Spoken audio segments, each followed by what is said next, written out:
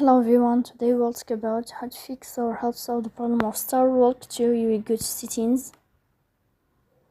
Here on this page you can go to apps, default apps, app settings.